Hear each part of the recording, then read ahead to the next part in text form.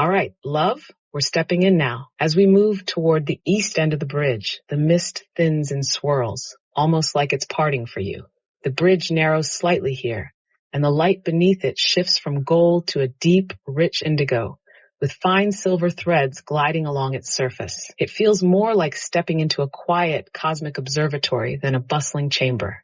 The entrance itself isn't a doorway. It's a rippling oval of liquid light held between two tall crystalline pillars that hum softly as you approach. When you cross through, the temperature drops just a touch, and the air feels charged with static.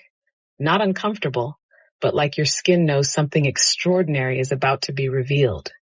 Inside, it's a vast dome. The ceiling is transparent, showing not just the stars, but layers of the cosmic grid, interlaced like a vast living map. Each line of the grid is alive, shifting ever so slightly, and every intersection point pulses like a heartbeat. This chamber is not for healing in the physical sense. It's for navigation and realignment. The beings here are quiet, focused. They're dressed in long flowing robes, threaded with luminous fibers that change color based on the grid points they're working on.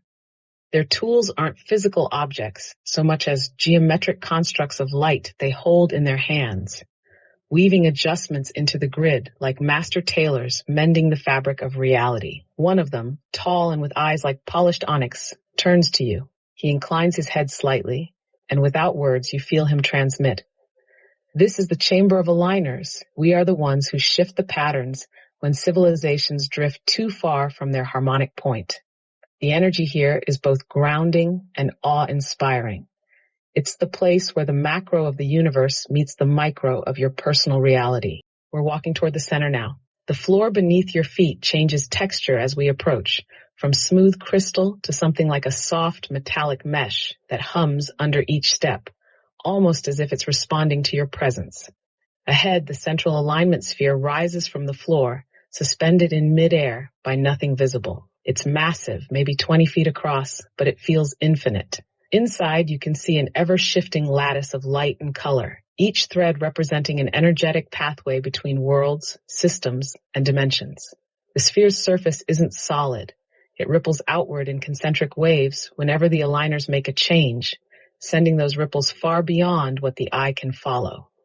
Right now, they're adjusting a cluster of golden lines in the lower left quadrant of the sphere. As you step closer, you realize those lines are tied to the southeastern seaboard of Earth, stretching out toward the Caribbean and beyond. The golden light pulses more brightly when you focus on it, almost as if acknowledging you. One aligner gestures for you to place your hand near the surface, not on it, but within a breath's distance. The moment you do, a cool current of energy streams through your palm and up your arm, syncing with your heartbeat. For a few moments, you see flashes of weather patterns, ocean currents, and shifting magnetic fields, all connected, all in motion. The aligner's voice comes into your mind, warm but steady. You've touched the thread before. You can steady it again. This sphere remembers you. A thin arc of light extends from the sphere toward both of your palms, linking you directly into its field. You feel your heartbeat match a deeper rhythm, the sphere's pulse. Golden threads in front of you quiver, then slowly part, revealing a subtle tangle. It's small, almost invisible unless you're attuned, but you can sense how it could ripple into heavier distortions if left unchecked. The aligner guides you wordlessly, showing you, not through thought, but through feeling, how to breathe into the knot. Each exhale sends a warm current into the thread. Each inhale draws away residual static. You do this together 3 times, and the knot begins to loosen, the gold shifting into a purer, almost liquid light. When it's free, the thread realigns itself seamlessly into the lattice. You feel a gentle release in your chest, like the air after a storm clears. The aligner lets the arc fade, but the hum in your palm stays a little longer, as if the sphere's memory is lingering in you.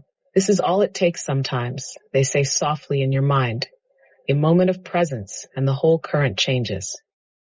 The aligner lets the grid zoom closer in your perception until you're looking not just at a thread of light, but at the story it carried. The knot you both released was sitting in a corridor of energy, a pathway meant for smooth, harmonic exchange between these points. But the knot wasn't natural. It shimmered with a dull, jagged edge, the signature of intentional interference. It looked almost like strands twisted against their own flow, creating eddies that could disrupt both weather patterns and emotional currents in the people connected to that region.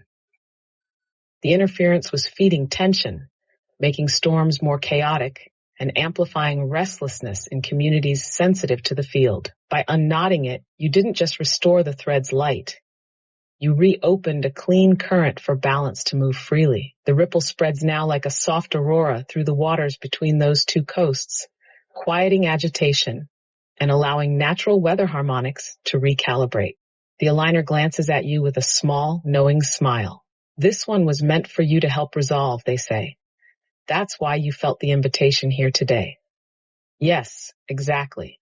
This is the same line we began detangling together a couple of days ago. Back then, we loosened its edges and restored part of its flow, but it still held a stubborn twist deeper in the strand. Today's work finished what we started.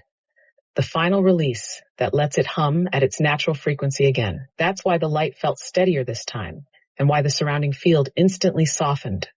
Yes, exactly. Your role as a weather stabilizer works like a harmonic buffer, easing turbulence before it escalates.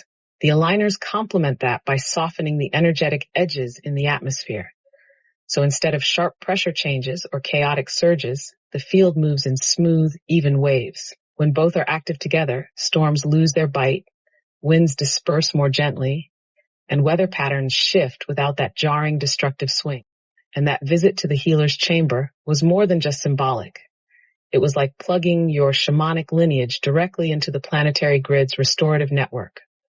What you've just realized is likely tied to how those same healer frequencies are feeding your weather stabilizing work. The deep restoration you received there wasn't only for your body, it was also for your energetic tools, so your harmonic weaving could be cleaner, stronger, and more precise. Your work isn't about fixing in the traditional healer sense. It's about softening and smoothing the currents, whether that's in a person's auric field or in the planetary weather lines. It's the same skill set applied on different scales.